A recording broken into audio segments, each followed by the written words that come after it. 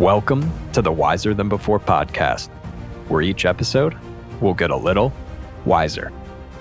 I'm your host, Josh Dodds.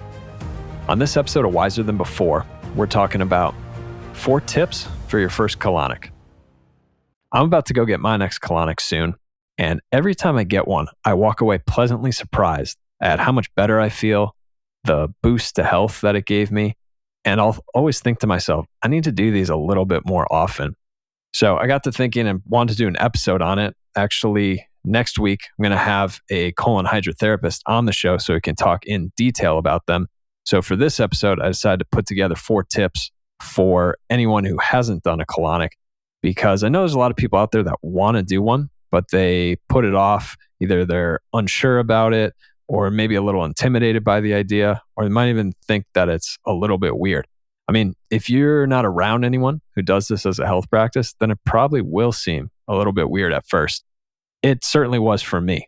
I had no interest in ever doing one till my health got so low to the point where I was having gallbladder spasms at night that would keep me completely wired all through the night, unable to sleep. And this was stacking up night after night.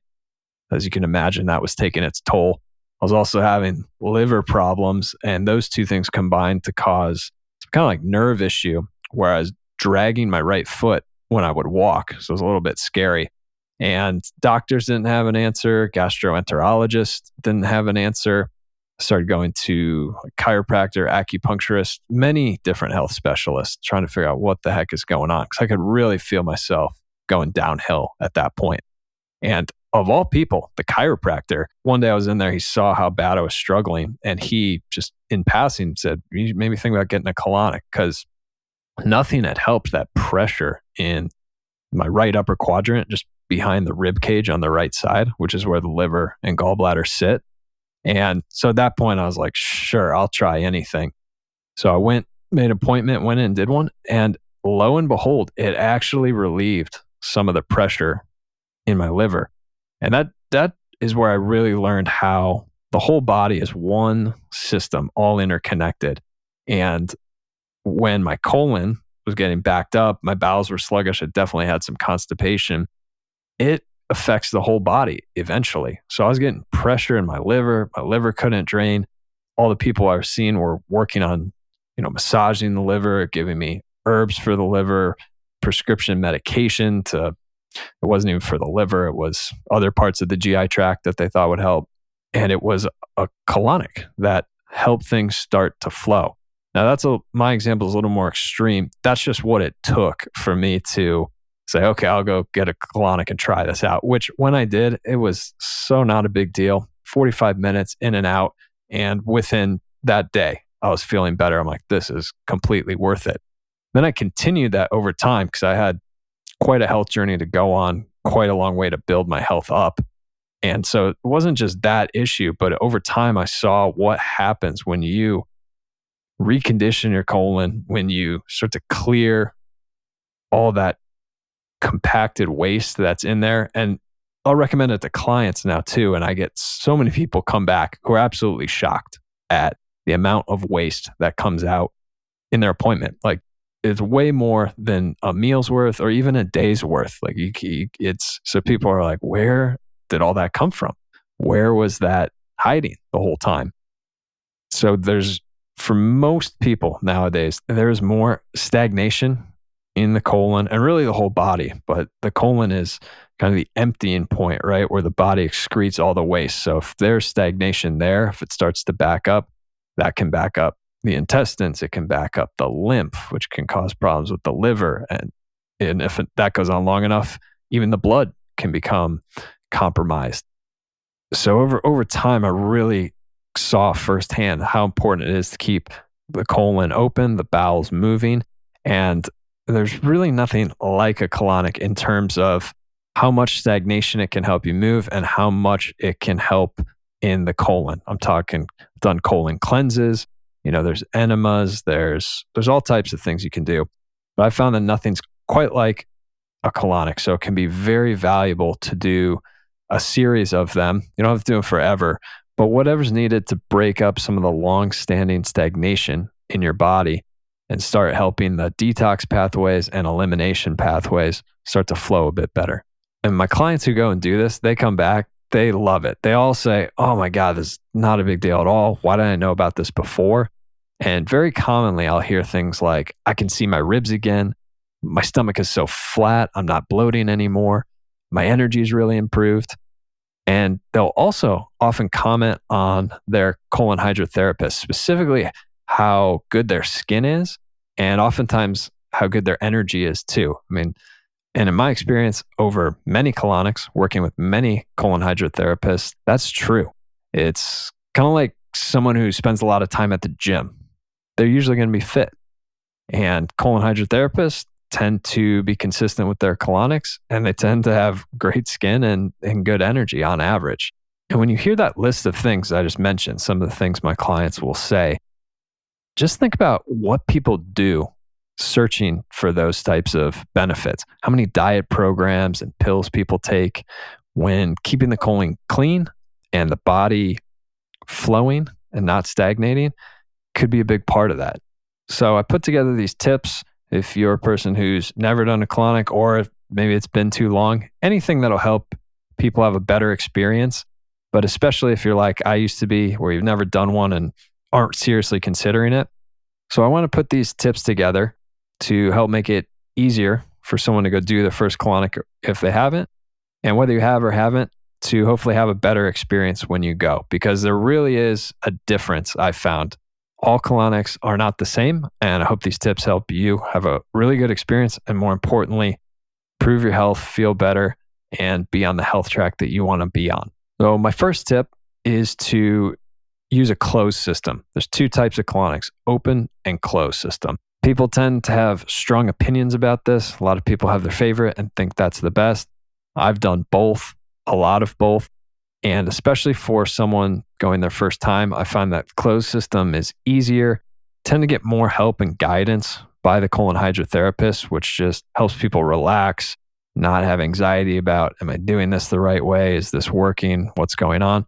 The colon hydrotherapist is right there the whole time and can guide you through it. Which brings me to tip number 2, possibly the most important, is to really do your research and find a colon hydrotherapist that is a good match for you. No different than dentists, where bad dentist is going to make it a miserable experience and a great dentist can make it more enjoyable. Or honestly, even like a hairstylist, like some people love one and hate the other, and everyone's got a different opinion. You really just got to find someone that works for you. But this makes such a big difference. All colonics are not the same. A big part of it is working with a skilled therapist. I like finding people who have a track record of helping people get their health back, ideally with a lot of experience, because after these therapists, after they've seen enough bodies, after they've helped enough people return to health and specifically move some of that stagnation out of the colon and get things tuned up and running again, they just have this kind of magic touch, and it makes all the difference. It took me a long time, maybe more than 2 years, till I found like the right colon hydrotherapist for me. So it can take some time. You might have to just do your best. You can read reviews. Those tend to be really helpful to get an idea of what you're going into. But you may just have to try a few till you find it. But once you do, I mean, it makes a huge difference. Place I go now, I drive over an hour one way. There's probably 50, no joke, because I live in Southern California, probably 50 colon hydrotherapists between me and the one I go to that would be closer. But for me, there's just no comparison for the health journey that I've been through, what I needed help with, to walk out of there each time, making a big stride forward in my health, breaking up things my body was struggling with that no other modality could touch the way a colonic could. Because believe me, I've tried so many things, and we're much more apt to want to put things in our mouth, pills and supplements, than the other end. But sometimes you got to work both ends. And if you can find a great colon hydrotherapist to help you do that, that works well with you and your personality, makes a massive difference. Next tip I have for you, if this is your first time, to do a series of 3, if tolerated.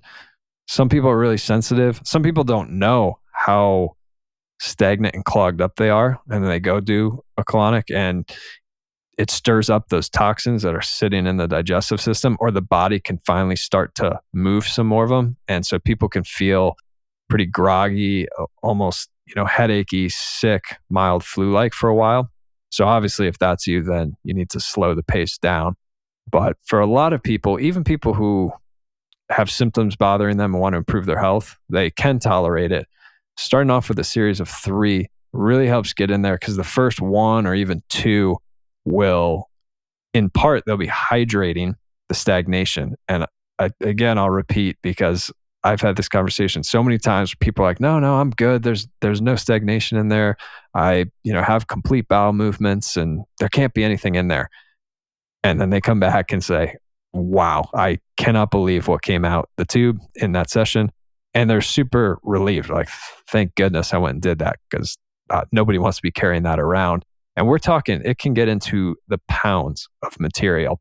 So for the average person that is eating a modern diet that's very full of processed foods, which are dehydrated, which become sticky, which the body really wasn't built to break down and process, some of that gunk can get caught on the sides or stored in the body, intestines, in these pockets. And it can take a few sessions, a few colonics to flush, to start to hydrate, soften that stuff up, because it can be years of buildup.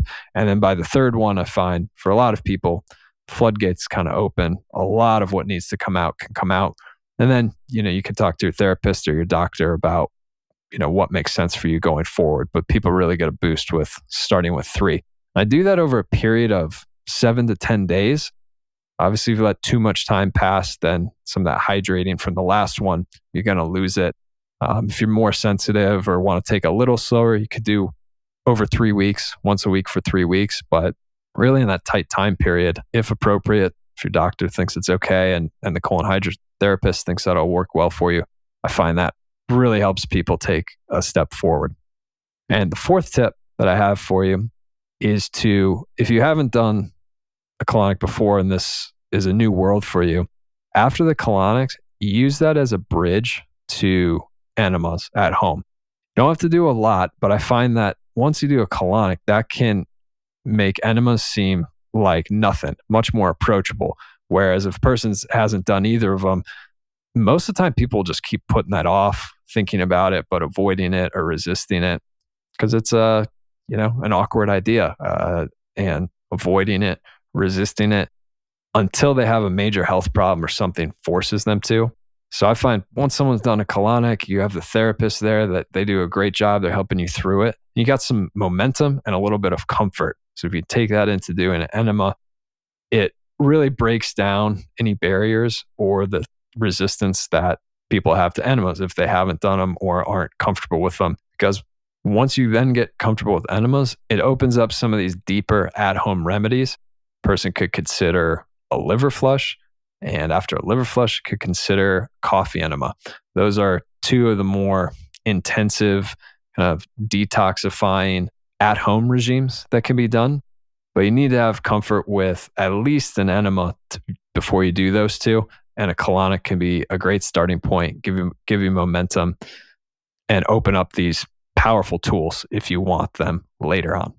So these are the 4 tips that seem to help my clients the most and allow the colonic to be a big impact, a big improvement for their health going forward. Because it's not just about going in and doing one session. This is the big overall picture. What can help a person with their health? What can help someone with all these nagging symptoms or these symptoms that are starting to build up, right? Like we all want to feel 20 years younger, great energy, clear mind, and just living life fully, not being drugged down by health. So that's the purpose of starting a colonic. It's not just that one session. And these 4 tips I find allow that one session or first 3 sessions, whatever it is, to really reverberate, give someone momentum, and have them have a big impact to their health long term over the next 3 to 6 months and really a lifetime. But over that period, it opens up these other doors, and following these tips helps someone get the most out of the colonic. So I'm certainly going to enjoy mine when I go tomorrow. I hope this makes it a little more accessible for you, or even if you already do them, that you can get a little bit more out of them. If any of these tips help you in any way, shoot me an email. I'd love to hear about it. In the meantime, I'll see you in a couple days for our next episode. Stay wise. Hey there. I hope you enjoyed this episode and that you feel you're walking away a little wiser. If that's the case, consider sharing the link to this episode with someone you care about or someone it could help. It's free for you, and you just might make someone's day. A little drop of wisdom is something we could all use from time to time. So press on the share button and send it to whoever comes to mind. This young podcast has sprouted out of nothing. No following, no connections. It's simply grown by word of mouth because people like you have shared it with other people. Thank you so much for doing that.